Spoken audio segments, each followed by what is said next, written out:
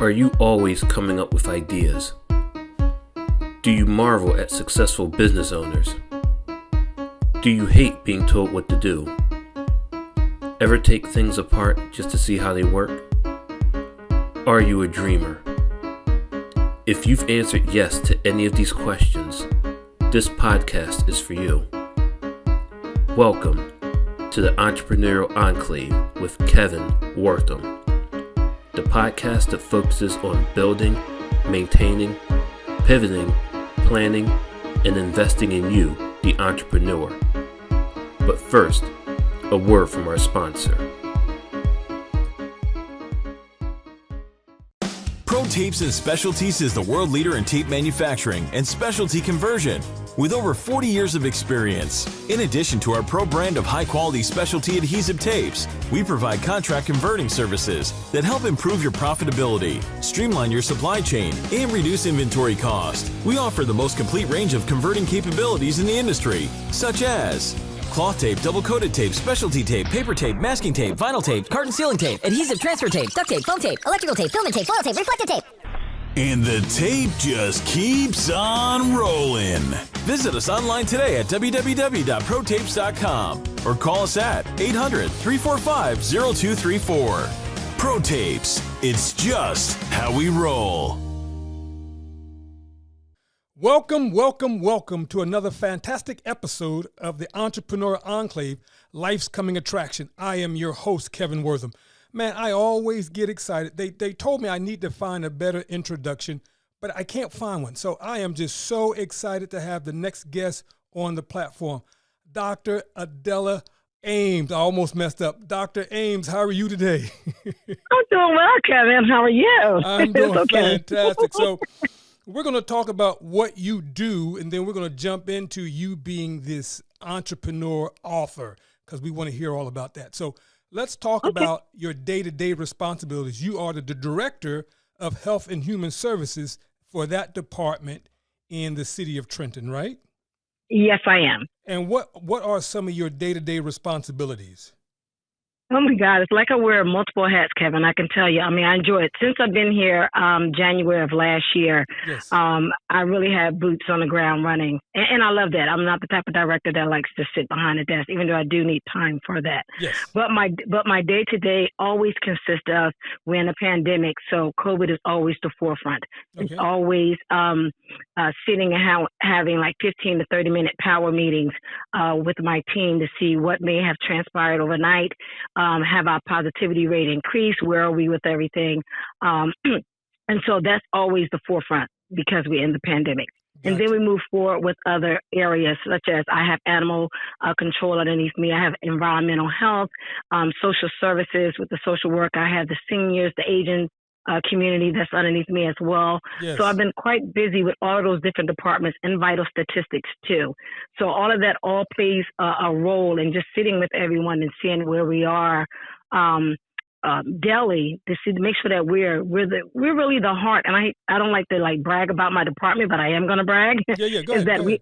But we are the heart of the city. You're talking about health and human services. You're talking about holistically, yes. Looking out for the health and wealth and well-being of the community. And so always focusing on their mental, physical, spiritual. That's the holistic component, even that financial, because there's always a struggle. If you're not financially sound, it's going to impact every entity going along. Absolutely. And so. Yeah, so those are all the things that we focus on too. We tap into resources to really bring those to our residents. And the mental health piece, the trauma is one of the biggest things that I'm trying to move forward with in the city. Okay. As we know, the pandemic, 2 years, children were out of school for 18 months, loved ones were isolated from each other, so many losses with losing loved ones, and you're talking about also you're losing your job, you're losing your home. So, all of that, all those losses does impact a person holistically. Yes. And so with that, we're saying, and I tell people, I say, if you really look at it, everybody has some snippet of PTSD because of this pandemic, because of the losses. Yes. And we are always on the edge. Even though people are saying there's some sense of hopelessness, I never see that. I see people of resiliency. Yes. I see that we are clinging to hope and that we are making strides to something that we are unknown of, which is this pandemic, which is COVID, which is new. And so just that whole piece, mental health is very important, and getting our spiritual cortex very and aligned, because that's very important. And so those are all the things that I think outside the box with my team. I love to be a little bit unorthodox and think outside the box, because sometimes the old way of doing things or the regular way of doing things sometimes doesn't work for something that's unknown and that's new that we're impacted with. And I tell individuals that. So I'm always trying to reinvent some new techniques, but I do it in collaboration with other individuals. It's not just me alone, and just helping out. So my day is always busy. And it's not just Monday through Friday, it's the weekends too. So I'm working. I'm truly working. No, but I thank you for what you do, and I thank you for taking time out just to talk to me. But here's my question. So you are the director of Health and Human Services. Do you ever meet with your colleagues from other cities to talk about the challenges that they are facing and see if there's some collaborative resolve that you guys can come up with together? Oh, yes, absolutely. Okay. And so working in the urban landscape, you're looking at that. I do reach out to my counterparts. There's Atlantic City, there's Philadelphia, Camden, Patterson, definitely Newark. I'm always reaching out to the mayor, Ras Baraka. I know he just like, this woman is bothering us so much. But just really in Jersey City as well, just really having a talk with them, like we're urban community just like you. We're 7.5 mile radius, but we have a population of about 100,000. So that's a lot of individuals in 1 square mile radius. And, and so we're densely populated, even though their areas may be a little bit larger, we still have similar situations and issues as well. So when I bring forth some of the things and challenges, and then I bring up some ideas and trying to see if my ideas are really like, oh, you're thinking too much, or that's not going to work. They're telling me that I'm on point because they're thinking that way. They throw different nuggets as well that's saying that we tried this and see this. So it's all the time. But I also go to other municipalities here in Mercer County. Even though they're suburban neighborhoods, municipalities, I still connect with them because they're part of Mercer County. So I never exclude them because I want to have a wide range between urban and suburban and seeing how that is. And how they're reaching their numbers and how we're not to that point of having our community fully vaccinated. And I understand when we're talking about disparity and health equity or just looking at some of the things that we're not receiving. But when it comes to COVID and the vaccines, I advocated with my team heavily. And so we do have that. So what are the concerns? Again, it's the unknown of the vaccine. I get it. And trying to educate. So, but I do reach out. I sit and talk, whether it's telephone, whether it's virtual, or I do road trips. And they'll do the same and come visit as well. Okay. So definitely. Now, my next question, because you spoke earlier about trauma. Let's really concentrate on young people or youth trauma. How detrimental is the trauma that they're facing, and how detrimental is it if we don't get a handle and get support for them? How detrimental can that trauma be that they're going through? Let me tell you, that is highly detrimental. And that's a daunting task, too, because when you're in an urban community and they're subjected to violence, and that's across the board, because my dissertation was about violence and how it impacts the communities. And I focused on urban, suburban, and rural communities and seeing how it was. And everything, there's similarities. But even though they address them differently because of the element of which the individuals live. But I can just go back and say, when you're looking at our youth here in the city of Trenton, and I don't like to say this, but it's like you become immune to it, you become used to it, some of them, because this is their way of living. And so that becomes part of how they view life. And so trying to bring in some trauma resources and work with them. You're talking about layers and layers and layers. And it's very hard. And so this is why I speak about unorthodox and thinking outside the box and working with our youth and the parents too, the families. Because if you do your old way of having like therapy sessions and trying to address trauma, whether they do it virtually or they sit in a group or you do one-on-one, you're not going to reach them. They're going to mask. They're going to cover up because it lacks trust. They don't know who you are. And are you relatable to me and relatable to the community in which I live? Those are very important factors. And then they look at it, you do not represent me. So how can you tell me how's my life? So it's very detrimental, and we have to move forward in rendering. Even though it's difficult, we have to, and we're slow rolling with that. Yes. And I don't understand that. So tapping into resources, we have a lot of agencies that receive funding for that, but there's always some regulations in how much they can do, right? Wow. And one of the things, and I can say for an example, I met with one of the hospitals, and I know that they have trauma. When victims come in for violence or trauma, they have a program that really speaks to the trauma piece. Okay. And so when I asked them, I said, okay, out of the individuals that come in for crisis, when they're impacted by violence and they're not admitted or transferred to some type of partial hospitalization care, where are they going? You release them to their place of residence or wherever they say they live. Yes. And so what percentage of that in Trenton would you say are being discharged and there's no follow-up? And I was told 85%. So I'm thinking 85, that's very high because, again, if you're releasing them, you're talking about lack of medical coverage, right? Yes. It doesn't rise to the level of them needing treatment. Yes. And so, but they have their staff who works in the hospital, but they're not part of their job scope, their work scope, to leave outside the hospital to go and do, community visits and go into the field and knock on doors and just to do follow-ups or even do telephonic follow-up. Yes. So those was one of the things that when I went around and I met with these agencies, I wanted to know because I don't like duplicating services. I don't like us doing the same thing. I like us coming in from the city. Where are the gaps, right? Where we're dropping the ball and we're not catching the residents who are in need. Yes. We do have some that's already in the system, and I hate to say that pipeline, that system, because they're part of maybe a child protection agency. They're receiving some subsidized treatment. They're already in these type of facilities or systems, so they're going to automatically be touched. I'm not talking about those individuals. I'm talking about individuals who are not connected in that pipeline at all. And so those are the individuals we have to reach out to.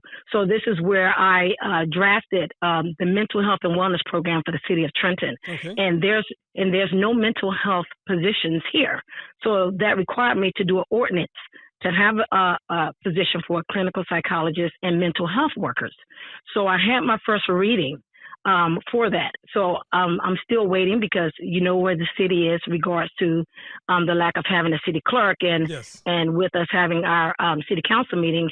But I'm waiting for the second reading and the public hearing so I can move forward with having these positions, because this is where we would be plugged in as a city, that as they leave the hospital will be coordinating with us of these 85% that are discharged that need that follow-up mental health trauma crisis intervention.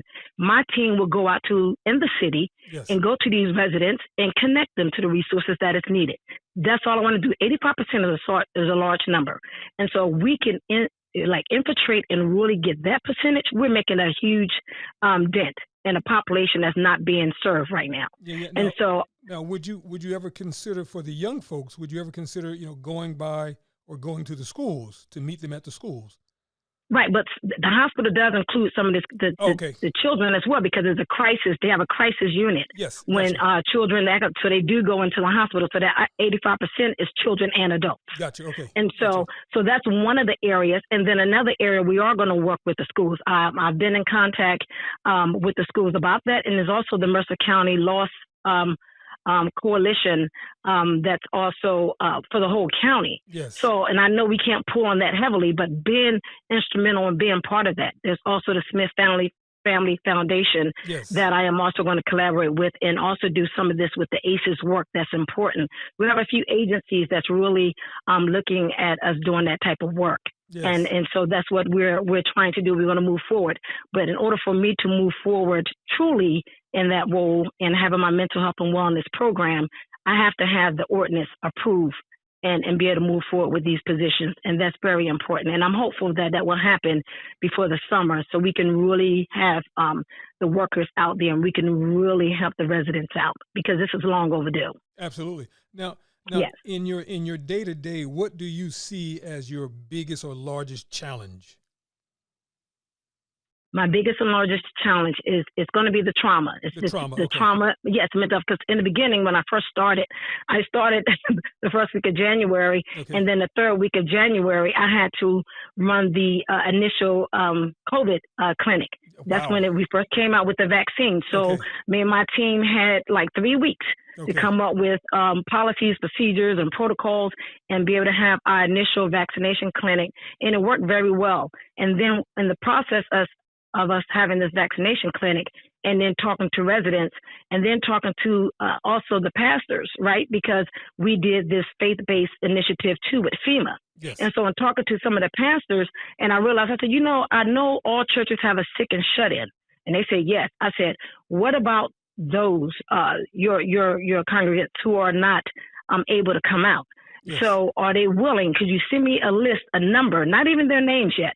I just want to know the number of residents, congregants at your church that is in need of this vaccine. Those numbers were alarming. They were very high. And that's when we implemented, sat down, I derived, and I thank the mayor because he gave me the autonomy to really do some things. And he know I like to think outside the box, so that's a beautiful thing.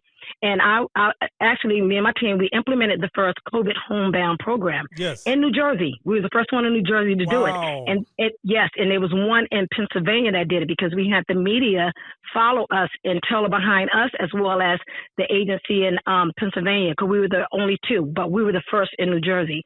We had residents calling from Florida, Vermont, all over saying, could you come to us and be vaccinated?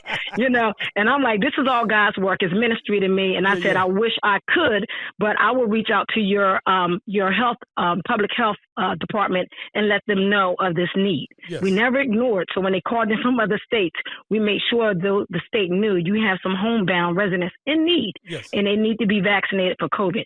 So those were the big things, because those were the challenge and really trying to get on. It wasn't about numbers to me, but I was thinking about those who had compromised immune systems, those who were receiving treatment. And we know that this community has experienced so many losses, not only to COVID, but also to violence. And so to curb that tremendously, I said, we have to do our part. That means we have to work 7 days a week. That's what we're going to do. Yes. And we did. We really hustled and really got this done. And I'm so grateful for that. So that was the challenge in the beginning of 2021. But now that we're in 2022, after we opened the City of Trenton Neighborhood Clinic, and I'm thankful for that. Things are running very smoothly when it comes down to COVID testing and things of that nature. So now the focus is getting that mental health piece in the trauma, and that's the holdup. Now, first of all, I want to thank you for coming to the house. My mother enjoyed your visit. my mother always loves to talk to people that's visiting her. But she was so grateful because she was like, where do we get our shots? And Mama, they're going to come to the house because I can get the shot now because I'm serving as your caregiver. She enjoyed your visit. So let me ask this question. What's the difference between the city clinic and the clinic that's on, I guess, Warren Street? I forgot the name of that building already. Henry J. Austin. Yeah, Henry J. Austin Health Center. What's the difference? Right. So Henry J. Austin, what we're doing, we're not taking any of the health and medical services that Henry J. Austin is doing. Like, they receive federal funding and regulations they have to follow by. We're not bound by any of that. Gotcha. And in fact, we do have an MOU and an agreement with Henry J. Austin because they do a lot of our STDs and prevention and immunizations and quite a few of those things for us. Yes. And so we have that partnership. However, here, the new clinic that we derived is just a larger space because we were doing our COVID testing and our COVID vaccinations at the firehouse, the main firehouse on Perry Street. Yes. And we knew that we couldn't do that forever because they had a new class recruit that was coming in, and we had okay, we got to find another location. That's a little bit bigger. And so that's where we are. We not only do we do COVID testing and vaccines, but that mental health component, because there are 10 exam rooms in there. So we're hoping once this mental health and wellness program is up and running, that's where they're going to be as well on Olden Avenue. At this clinic. And then we do have medical services and podiatry services, meaning that instead of residents going to the ER or to urgent care, they can go to the City of Trenton Health Clinic and be seen for emergent needs like that. It's not taken away from them having a doctor, right? And then going to Henry J. Austin or any other services that's in en route. But because of the pandemic and the long wait in urgent care and the ER, we have it where they can come to the City of Trenton Neighborhood Clinic, and it's free. Okay. And, you have doctors volunteering their time to see them on an urgent basis when the need arrives. Gotcha. And that's what we have. So it's not taking anything from anyone. It's just adding. We're an addition to what's already in place, right? Okay. And the more services, the better. We're giving our residents more options. We have quite a few undocumented residents that are here that do not have coverage and are worried that, they may one day just be, their status may be in jeopardy, and so they're scared. And but we have to make sure that their health and their well-being is taken care of as well. They are residents here in the city of Trenton, so it's open to everyone. Awesome. Now, yes.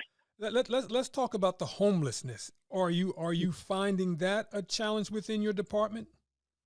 Right. It is a challenge, but not a challenge because we know that who they are. Okay. You may have a few that come out, like if they're being released from prison or they're coming from a different program, and they find their way here is because the city of Trenton, we're the only one that has the homeless shelter. And so that's one of the things that I have been discussing, that we're going to need another municipality in Mercer County that's going to have to be to do that as well. Because that can be a lot. The concern for us is more so the panhandling, is not the homelessness piece. Because we do have residents who are homeless and sleeping in their cars, and we're seeing that, and them getting the help that is needed. But we don't have enough availability of homes or apartments or places to put them in, and we don't have enough resources to keep them in hotel rooms forever. That's just not even a sustainable plan, honestly, for them to be house. So, but it's more so the panhandling, and because you can see them that they are under the influence of something, that it's a little scary that they may get hurt in the process of being in the middle of the street. So Trenton is hurt someone, or hurt someone, right? And so it's starting to rise up like how it looks in Philadelphia or New York, and so that requires also policing.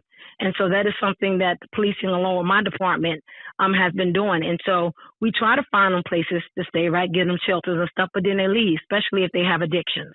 And, to get services for addictions, you have to be in agreement and volunteer for these services. If you do not, then they're not going to keep you in these facilities. And so this is the cycle that we're going through. And so we're really trying, but we realize homelessness is a big problem, not just for this city, but it's worldwide at this juncture. So my concern heavily is the panhandling, but when we do receive those calls and notifications, we do that in conjunction with the police department. Okay. Now I'm going to give you a softer question. Okay.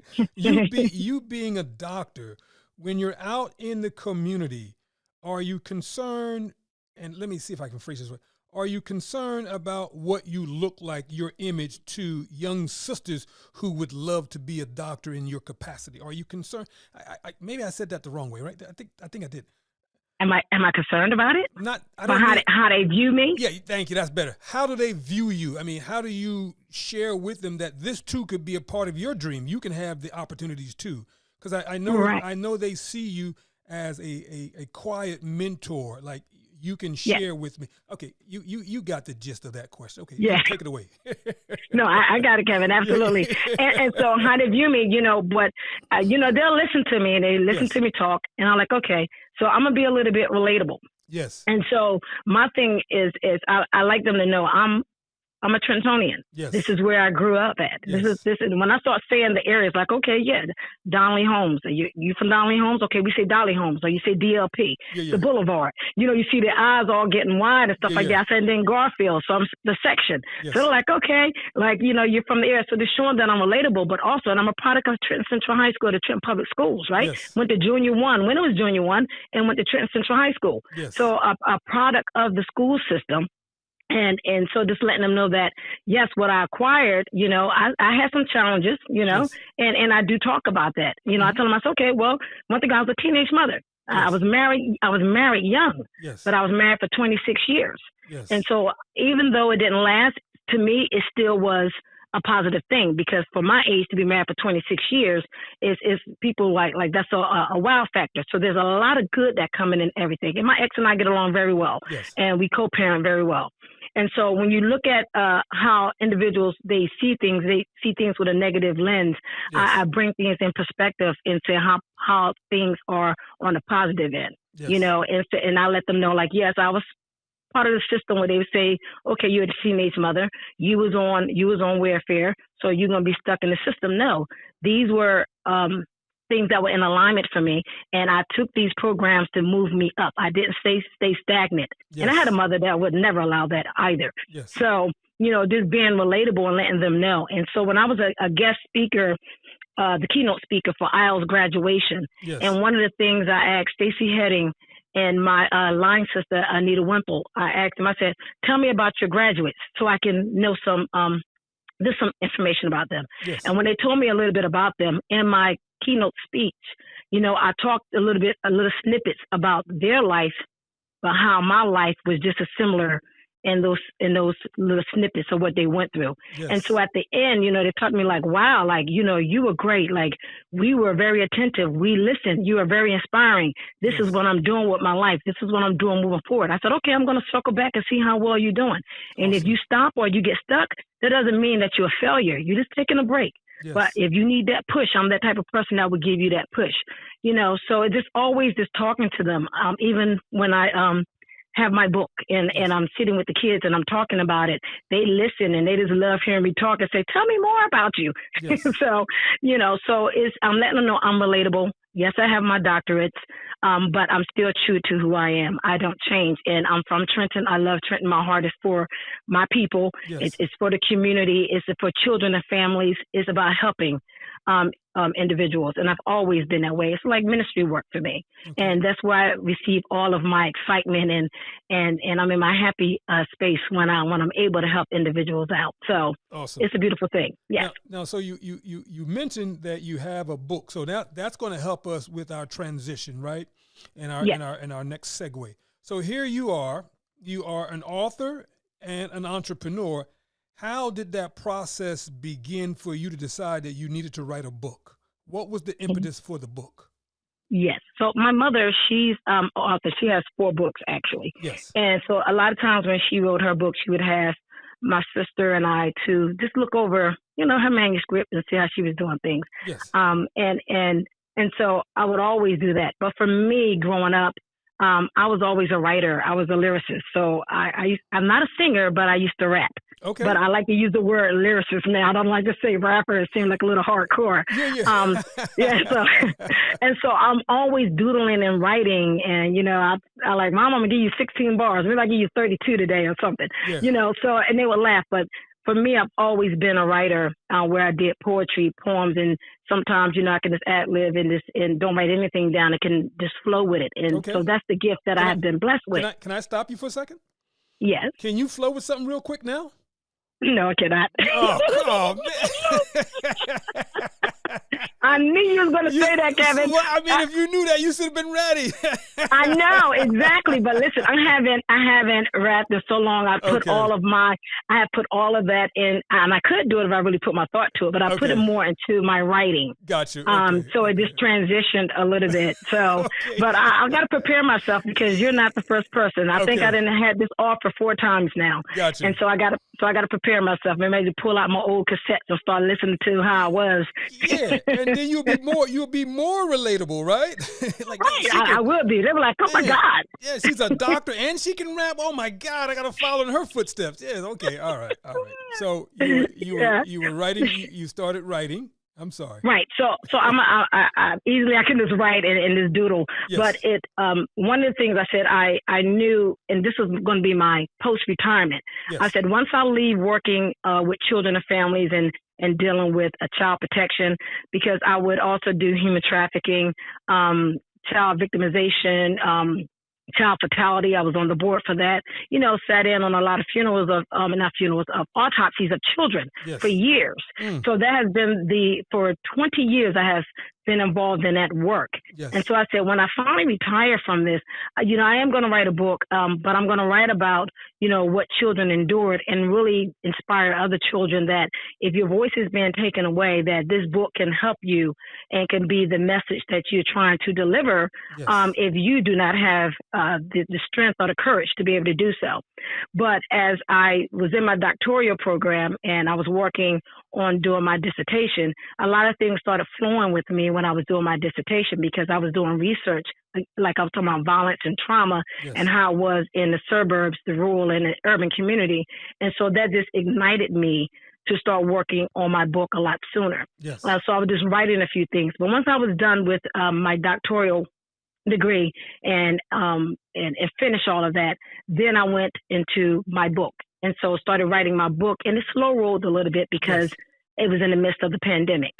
But that took longer, and it was more so of the illustrations, but I had all the messaging already there. Yes. And just me trying to just put it all together and have that page design and the color illustrations all in alignment so that way it can really stand out for a child to see it. And it can't be too wordy and it can't be too long. Yes. Because you lose children when it's too lengthy and the coloring is not as vibrant as it needs to be. Very true. So I really put a lot of focus on that. Now what is the name of the book? Oh, it hurts from a child perspective. Yes. And what's the premise of this book? It's about children who have been abused, neglected, right? Oh, wow. Okay. And even though not only abused and neglected, but some of the things that have been done to them that is traumatic, that is Yes. painful, and being able to either articulate it or not. And so is this saying that children have the right to be able to live in a safe, loving, and protective environment? Very true. And so, right. So this is where the product of the book is about, is just showing a few of the things that some children have been exposed to or have experienced in their lifetime. Yes. And that this is something that really hurts them, that is really traumatic. And so this is something that carries from their childhood to adolescent to adulthood. Yes. And even with therapy, it still needs to be ongoing because it's always triggers that can set you back. Yes. And so those are some of the things that I was just focusing on when it comes to this book. Now, my question is, when a young person goes through trauma like that, and they're able to hide it, Mm-hmm. how do you use therapy to help them get beyond that, right? Right. Where they they push it in the back of their minds. How do you get therapy to help them bring that to the forefront? Right. So you're talking about children that know how to suppress, right? And how do they suppress? That's their coping skills. Some of them may express it through art, right? Yes. They may through their rap. Some may join a gang. Some of them may be more promiscuous and be sexualized, right? Yes. And doing some of those things. They may overeat. They may be not eat as much, So it's different things, and they'll be able to exhibit that. But it's their way of coping, and also, smoking, drinking, pill popping is a lot of that, and so a lot of that links to the trauma. Yes. That they're dealing with. And this is what I say in the city of Trenton. A lot of our children are seeing some of the things that, even if it didn't happen to them, it's what they see too. Yes. That would impact them. And so you have to be relatable. Because again, if I'm sitting in front of you and I'm talking a different language, and I tell people, don't say, let me dumb down my message. No, be relatable. Yes. You have to understand, because if they're talking a certain code, you're going to wonder what is that about. Then you're not that person for them to render the support and therapy that they need. So they'll tell you, oh no, I don't need therapy. Sometimes you don't even want to say the word therapy to some of them, right? Because they may get their outlets they may need a mentor. Yes. Sometimes having a mentor who's taking them out to do things that they enjoy or something that's different than what they normally do, yes. They will express a lot more what they went through, their challenges and all of that, by being with someone that they can connect to and relate to. And that's more therapeutic than sitting down and having a face-to-face group and all that. Yes. Understood. So a lot of that. Some of them may need both, right? Yes. And I always say that with trauma, some of the treatment resources may be ongoing, because you may have triggers and you may have to just go back. But our kids are very good, just like adults. We're good at suppressing and finding coping mechanisms, but it will show its head in our relationships, in our business work, right? Yes. Anything that we do is going to show. and you're wondering, where did this come from? That's because a trigger or something ignited that, and that's where that came from. Gotcha. And so, yeah. So when you were writing the book, what was the number one takeaway that you wanted young folks and perhaps their parents to see as a takeaway? What was the number one? Yeah. Oh, the number one is that they're not alone, and that that there's someone who is being a voice. Got you. For the voiceless, because we have children that, they'll tell them, if you say something, then, you don't love me, or you say something, someone's going to get hurt, and I always tell them that, like, love is not pain. Yes. There's no pain in love, and so just letting them know that your voice is valuable. And if you can't say it, valuable. And if you can't say it, then there's someone who could on your behalf. And so this is the takeaway. But I could tell you, in this book, Kevin, every message that I put in here, these are words that was rendered from the children that I worked with over 25 years. Okay. And I could tell you, I had for human trafficking, sex trafficking, and being part of a homicide task force, just going to different countries and states and picking up our children who are residents of New Jersey and hearing some of the things they say. And some kids figure like, this lifestyle is better than what I had at home. Yes. And it hurts because, they figure I'm getting the attention, I'm getting the love, even though I'm being utilized for sex trafficking. Yes. And they see that as a better fit than where they're living with their relatives or their parents. Yes. Wow. So I've definitely over 25 years have heard a lot. So this book is actually the verbiage of what they've been saying to me over the years. Now, is there a follow-up to this book? Is there another book that you hope to release or create soon? Yes. So I have, it's like I have running parts. Yes. So I have a book that's I'm hoping to be out this summer. It's called I Can Hear the Dog Bark. So it's about a child that's in foster care. Yes. And his sense of familiarity is the sound of the barking of his dog. So the further he's removed from his community, from his family, his loved ones, the less he will hear the barking of the dog. Wow. So that's still like to a kid, but it's talking about a child that's in the foster care system. Yeah. So that's going to be out in hopefully in the summer this year. The summer this year. Okay. Yes, the summer this year. And the running part for It Hurts, this my first book, I am doing a journal because I had adolescent and adults inquire like, what's the next step? Being that this is for children. So I'm doing an It Hurts journal. Okay. And I'm putting in snippets, but it's going to be a journal book for them to journal their story and identify and see where they are within 2 weeks, where they are in a month, 3 months, 6 months, a year. And so they can reflect back and do that. So that's I'm running that at the same time, but that will probably be out either the end of this year or early next year. Man, Doc, you are just so busy. What drives you? Where is your motivation coming from? Because I just get tired of hearing what you just said. Man, you run the city. You wrote a book. You got another book coming out. Like, whew. Yes, but that's the beautiful thing. Yes, but listen, I know people are like, oh my God, does she ever sleep? And I do. Yeah.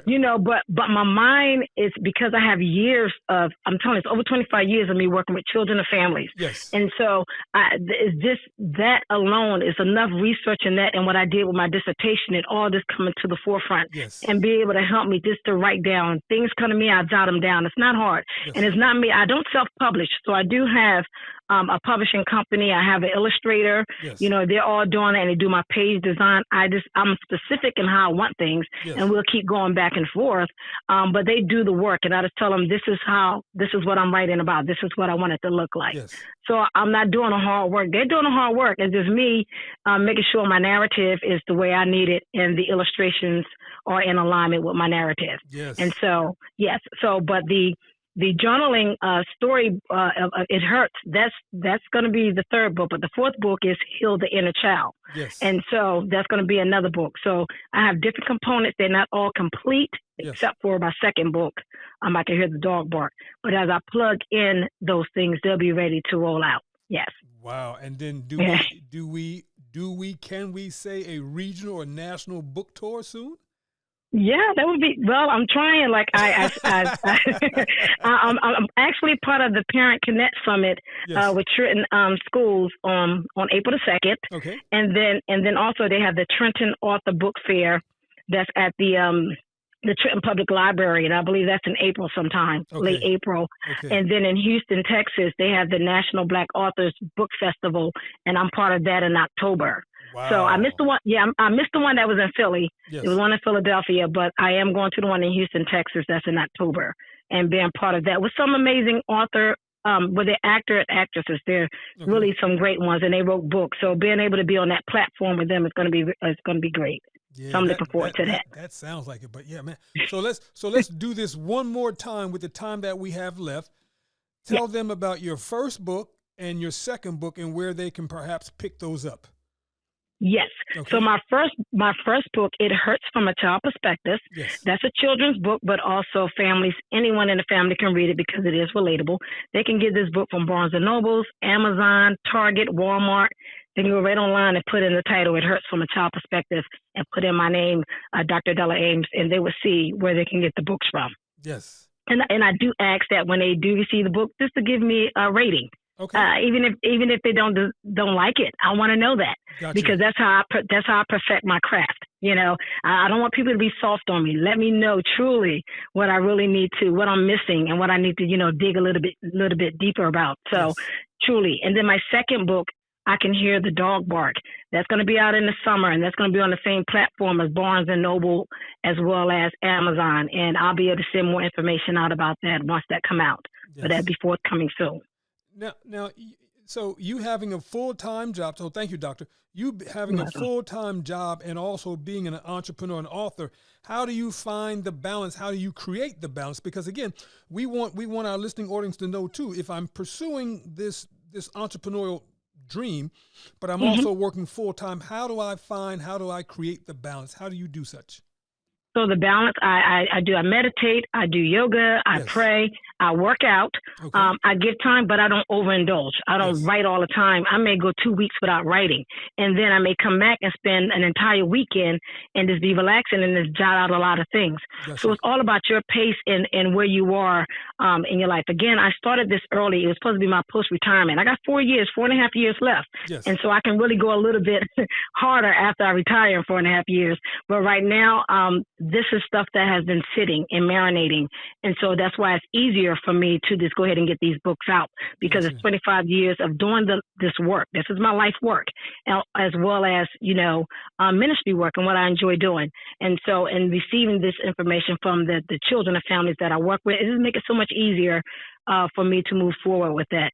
But I always tell someone, never overdo it. Don't overindulge. Don't just pace yourself and give yourself a time frame. Don't say I need to have this done in 6 months. That's not realistic. You have to be realistic in your approach. Yes. What's more important for you, right? And for me, I said, I can see the horizon for my retirement. That's my goal. Yeah. But I know that's 4.5 years away. Yes. So in the meantime, what can bring me some pleasure and true happiness and being able to do some of my life work, some of the things I'm interested in doing. Yes. And so it's writing books. And my goal wasn't to write these many books. It was just like, okay, if I get one done, but it's flowing so well, like I have it structured. I'm a very structured person too, Kev, just so you know. Okay. So by being a very structured and organized person, it really helped me out in moving things accordingly. So, yeah. Yes. So, yes. yeah, Now, very helpful. Is there anything else that you want the listening audience to know about you? No, I mean, well, and plus I have time because all my children are grown. Okay. So if they have little children, Yeah. then you want to take time and just do some baby steps. But all my children are grown. They are doing well, and I'm extremely excited. I'm a grandmother too. Okay. So just being able to have that joy factor as well. So, but I'm here. If anyone ever want to come visit me at City Hall, Okay. then always reach out to Dr. Adela Ames. I'm here on the 3rd floor at City Hall. Yes. So it'd be great. Doc, you were fantastic. I'm going to have to take a nap because, man, you are just so busy, but I'm so grateful and so thankful that you're at the forefront for our city, Trenton, New Jersey. I am so glad and you are such a blessing. So thank you. Continued success with everything that you're doing, and let's you and I stay connected. Yes, we will. Thank you so much, Kevin. I appreciate it. We'll talk to you then. Thank you. Have a good day now. Okay. All right. You too. Bye-bye. That concludes another episode of The Entrepreneurial Enclave with Kevin Wortham, the podcast that focuses on building, maintaining, pivoting, planning, and investing in you, the entrepreneur. We hope you found this episode informative and enlightening. If you have any questions or comments about any of our episodes, please call 609-731-9311 or email Kevin at minding-our-business.com. We look forward to joining us for our next one. Until next time.